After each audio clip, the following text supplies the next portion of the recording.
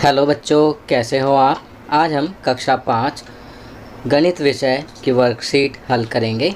सप्ताह 7 उप विषय वर्ग ग्रिड के द्वारा क्षेत्रफल मापना सीखना।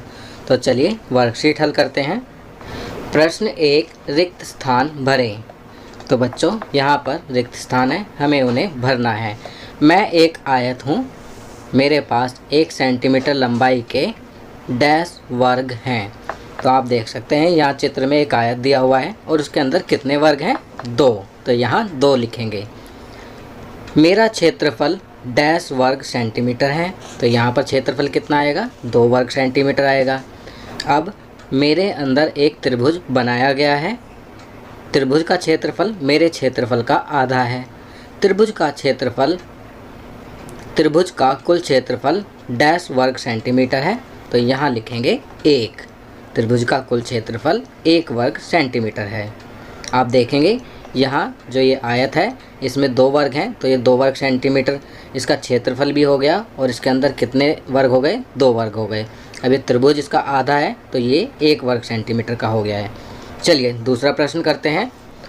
आकृति देखें और बताएं। अब आप यहाँ देख सकते हैं ये आकृति दी गई है, आप इसे ध्यानपूर्वक देखेंगे और दिए गए प्रश्नों के उत्तर लिखेंगे। पहला, दी गई ग्रिड में डैश वर्ग हैं, तो यहाँ पर कितने वर्ग हैं आप गिनेंगे। यहाँ 1 2 3 4 और ये 5 हैं, तो 4 गुणा 5 कितने हो जाएंगे, 20। तो यहाँ लिखेंगे 20 वर्ग हैं। दूसरा, आयत का क्षेत्रफल डैश वर्ग सेंटीमीटर है, तो 20 वर्ग हैं, तो 20 वर्ग सेंटीमीटर इसका क्षेत्रफल हो जाएगा। तीसरा, नीले त्रिभुज का क्षेत्रफल डैश वर्ग सेंटीमीटर है। अब यहाँ पर हम इसे इस तरह से कर सकते हैं कि कुल क्षेत्रफल कितना है, 20, और त्रिभुज जो है ये आधे हिस्से में है, तो ये 10 वर्ग सेंटीमीटर हो जाएगा। या फिर आप वर्ग भी गिन सकते हैं, पहले पूरे वर्ग को गिनना है और उसके बाद आधे से ज़्यादा हैं तो उन्हें पूरा गिनना है, और आधे हैं तो 2 आधे को जोड़कर 1 गिनना है। तो यहाँ हम नीले त्रिभुज के अंदर जो वर्ग हैं उन्हें गिनेंगे तो हम पाएंगे कि नीले त्रिभुज का जो क्षेत्रफल है वह 10 वर्ग सेंटीमीटर है, तो यहाँ लिखेंगे 10 वर्ग सेंटीमीटर।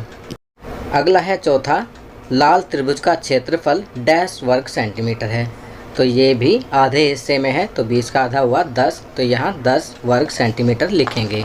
चलिए आगे बढ़ते हैं। प्रश्न 3, निम्न ग्रिड एक संतरी और एक हरे आयत से मिलकर बनी है, बताएं।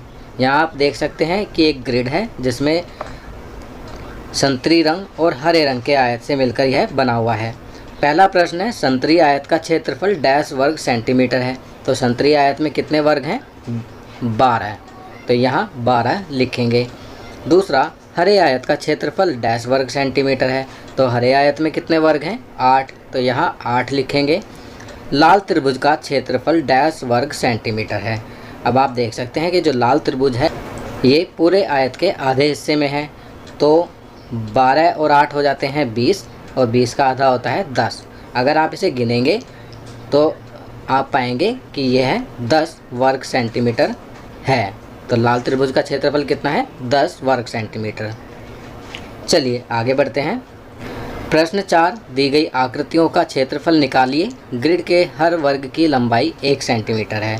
अब यहाँ पर कहा गया है कि ग्रिड में जो आकृतियाँ दी गई हैं उनका क्षेत्रफल निकालना है और हर वर्ग की लंबाई 1 सेंटीमीटर है। तो सबसे पहले आप ये जो लाइनें हैं इन्हें मिला लेंगे, तो उसके बाद आपको ये साफ़ हो जाएगा कि किस आकृति का कितना वर्ग सेंटीमीटर क्षेत्रफल है। ए आकृति का क्षेत्रफल होगा 6 वर्ग सेंटीमीटर, बी आकृति का क्षेत्रफल होगा 9 वर्ग सेंटीमीटर, सी आकृति का क्षेत्रफल होगा 4 वर्ग सेंटीमीटर, डी आकृति का क्षेत्रफल होगा 6 वर्ग सेंटीमीटर, ई आकृति का क्षेत्रफल होगा 21 वर्ग सेंटीमीटर और एफ आकृति का क्षेत्रफल होगा 8 वर्ग सेंटीमीटर। चलिए आगे बढ़ते हैं। प्रश्न 5, आकृति को पूरा कीजिए ताकि इसका क्षेत्रफल 10 वर्ग सेंटीमीटर हो जाए। तो बच्चों यहाँ पर एक अधूरी आकृति दी गई है, आपको इस आकृति को इस प्रकार पूरा करना है कि इसका क्षेत्रफल 10 वर्ग सेंटीमीटर हो जाए। तो हम इसे इस प्रकार पूरा करेंगे और आप देखेंगे कि इसका क्षेत्रफल जो है 10 वर्ग सेंटीमीटर हो गया है। प्रश्न 6 करते हैं, आकृतियों को पूरा कीजिए ताकि इसका क्षेत्रफल 4 वर्ग सेंटीमीटर हो जाए। तो इस आकृति को भी इस प्रकार पूरा करेंगे कि इसका जो क्षेत्रफल है वो 4 वर्ग सेंटीमीटर हो जाए। तो हम इसे इस प्रकार पूरा करेंगे और पाएंगे कि इसका क्षेत्रफल 4 वर्ग सेंटीमीटर है। तो बच्चों, ये वर्कशीट यहाँ कंप्लीट होती है। अगर ये वीडियो आपको अच्छी लगी तो इसे लाइक एंड शेयर ज़रूर करें। अन्य विषयों पर बने हमारे लेटेस्ट वीडियोस को देखने के लिए चैनल को सब्सक्राइब करना ना भूलें और देखते रहिए हमारा channel knowledge kingdom. Thank you.